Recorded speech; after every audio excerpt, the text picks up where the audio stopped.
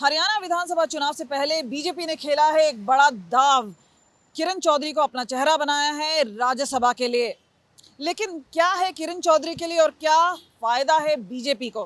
पहले तो आपको बता दें कि 90 मेंबर में से 87 ही रह गए थे। उसमें से अगर हम बात करें टोटल 47 हैं जो कि टोटल मेंबर्स हैं जो कि किरण चौधरी के सपोर्ट में हैं। यानी इसी वजह से एक चालाकी तो कांग्रेस ने ये की कि उनको अनअपोज रखा है, क्योंकि नंबर्स ही नहीं थे कांग्रेस के पास।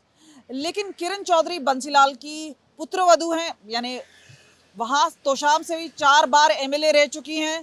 जाट चेहरा है, तो एक बड़ी चीज़ ये है कि उनके आने से जो एक नॉन जाट को सपोर्ट करने वाली बात है, वहाँ पे उस इलाके में इंक्लूसिविटी लाने के लिए किरण चौधरी एक बड़ा चेहरा होती है।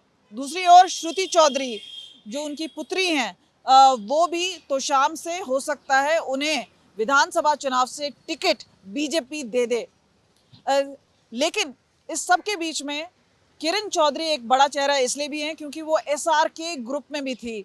यानी शैलजा कुमारी की बात करें या फिर हम बात करें रणदीप सुरजेवाला और उसके बाद किरण चौधरी, और उसी से सीधा उन्होंने निशाना साधा है भूपेंद्र हुड्डा को। अक्सर ये भी कहा जाता था वो बी टीम है बीजेपी की, इस तरह की निशाना पहले भी लगाया गया है। लेकिन क्योंकि अब किरण चौधरी खुद बीजेपी में आ चुकी हैं, वो सीधा सीधा निशाना डाल रही हैं भूपेंद्र हुड्डा और उनके बेटे पे, और ये कह रही हैं कि बाप बेटा ही कांग्रेस चला रहे हैं और बाकी किसी को कुछ कहने का हक नहीं है। तो इस सब के बीच में एक बड़ा दाव खेला है बीजेपी ने। लेकिन पहले सुनते हैं क्या कह रही हैं किरण चौधरी हमसे।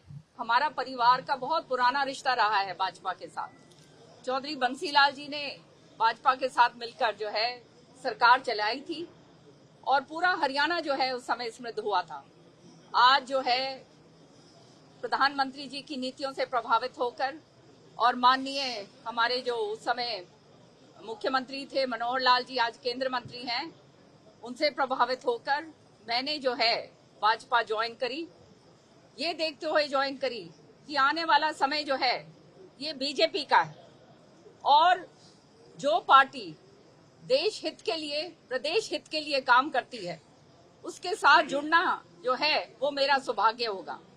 और इसीलिए जो है प्रभावित होकर मैंने बीजेपी को ज्वाइन करा है।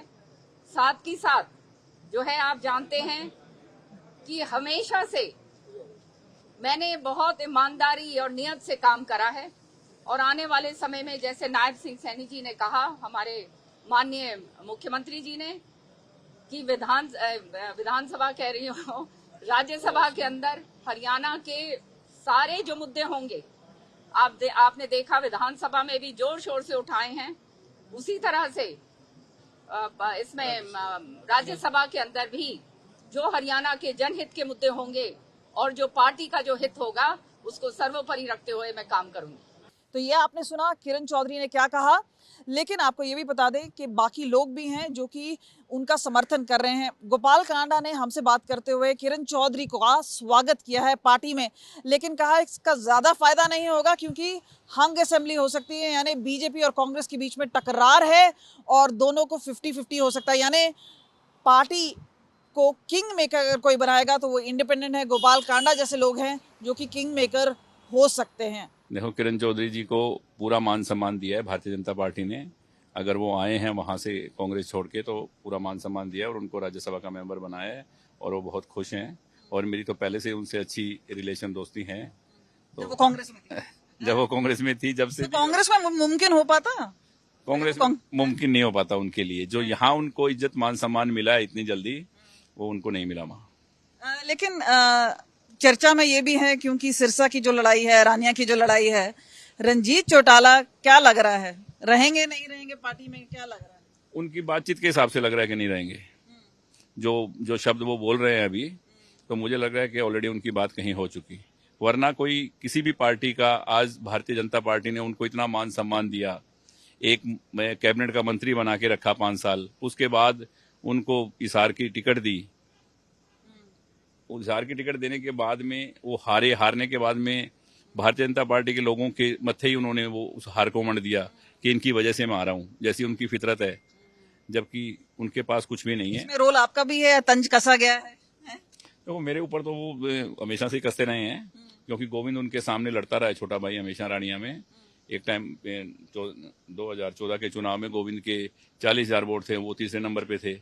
तो वो उनको ये अब की बार भी जैसे ही हमने अनाउंस किया कि हम गोविंद के बेटे को वहां से लड़ा सकते हैं, तो उसी बात पे कि अगर ये लड़ेगा तो मैं पार्टी छोड़ दूंगा, ऐसी बात उनको नहीं बोलनी चाहिए। पोल ब्यूगल बच चुका है, क्या लग रहा है इस बार? क्योंकि एंटी इनकम्बेंसी बहुत सारी चीजें हैं, कुछ नहीं है। सच्चाई ये है कि हरियाणा के लोग बहुत खुश हैं और मुकाबला बहुत बराबर का होगा।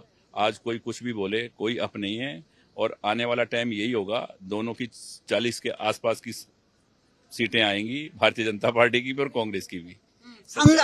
बिल्कुल यही होगा, मैंने आपको बता दिया एडवांस। किरण चौधरी का स्वागत नायब सिंह सैनी ने कहा। वो खुद भी मौजूद थे और बड़े नेता भी उस वक्त मौजूद थे जब किरण चौधरी ने नॉमिनेशन पेपर्स फाइल किए। लेकिन मनोहर लाल खट्टर के एग्जिट से और किरण चौधरी के आने से यहाँ पर कुछ ही समय रह चुका है। तकरीबन 5 महीने का कार्यकाल रहा है और उसमें भी लोकसभा काफ़ी हद तक एक पीरियड था जहाँ पे घोषणाएं नहीं हो सकती हैं। उसके बाद कई सारी चीज़ें हैं। खास तौर पे अब बीजेपी का ये भी कहना है कि वो जाट्स को भी इंक्लूड कर रहे हैं, और ख़ास तौर पे उन्होंने कहा है कि इस तरह की जो बातें हैं वो प्रतिद्वंदी हैं, और ख़ास तौर पे कांग्रेस पार्टी भ्रम फैला रही है और वो भ्रम अब ख़त्म हो जाना चाहिए। लेकिन एक बड़ा फैसला किरण चौधरी को फ़ायदा ये हुआ है कि 20 साल पहले जब वो ज्वाइन कर रही थी और तब राज्यसभा की बात थी तो वो नहीं हो पाया, लेकिन अब उनको केवल 2 साल मिलते हैं क्योंकि दीपेंद्र हुड्डा हैं, वो लोकसभा चले गए हैं और उनका कार्यकाल 4 साल का ख़त्म हो चुका था। तो इसमें से सिर्फ 2 साल हैं जो कि किरण चौधरी को मिलेंगे, लेकिन वो इससे भी खुश नज़र आ रही हैं। लेकिन आखिरकार विधानसभा चुनाव है, वो असली टारगेट है, वहाँ पे देखना होगा कि कांग्रेस बनाम बीजेपी में कौन कितना टक्कर में है। कैमरा पर्सन चांदी राम के साथ कमलजीत संधू, चंडीगढ़। चुनाव आज तक।